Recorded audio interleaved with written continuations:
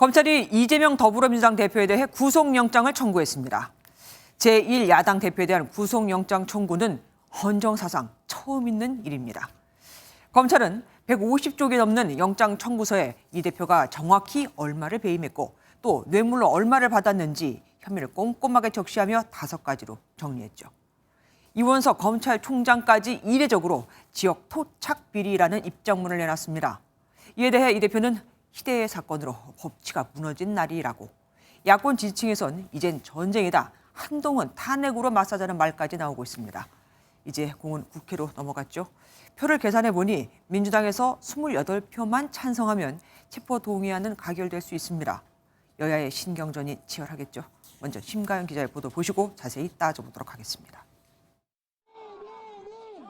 검찰이 대장동 개발 사업의 최종 결재권자였던 이재명 민주당 대표에 대해 성남FC 사건과 묶어 구속영장을 청구했습니다.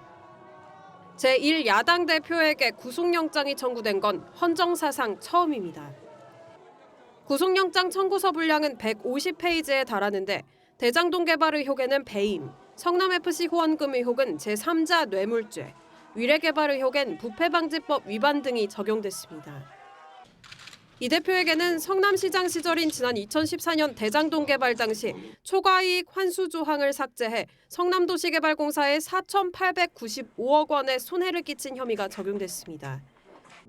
성남FC 구단주였던 지난 2014년에서 2016년 사이 네이버와 차병원 등 4개 기업에서 받은 후원금 133억 원도 뇌물로 받습니다.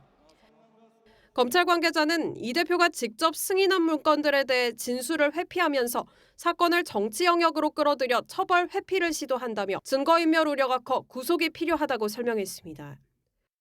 이원석 검찰총장은 영장 청구 직후 이번 사안이 지방 권력과 부동산 개발업자가 유착한 지역 토착 비리로서 극히 중대하다는 입장을 밝혔습니다.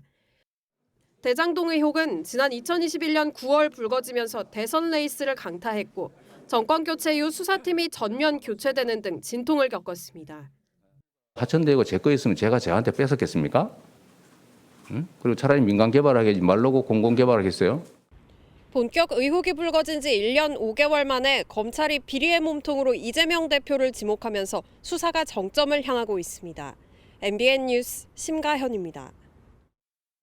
안녕하세요. 김주하입니다. 공정하고 신속한 MBN 뉴스, 유튜브를 통해서도 만나보실 수 있습니다. 특히 더 많은 뉴스와 라이브를 보고 싶으시다면 오른쪽을 눌러서 구독하시면 됩니다. 어렵지 않죠? 빠르고 정확한 뉴스로 계속 찾아뵙겠습니다. MBN 뉴스를 시청해주신 여러분 고맙습니다.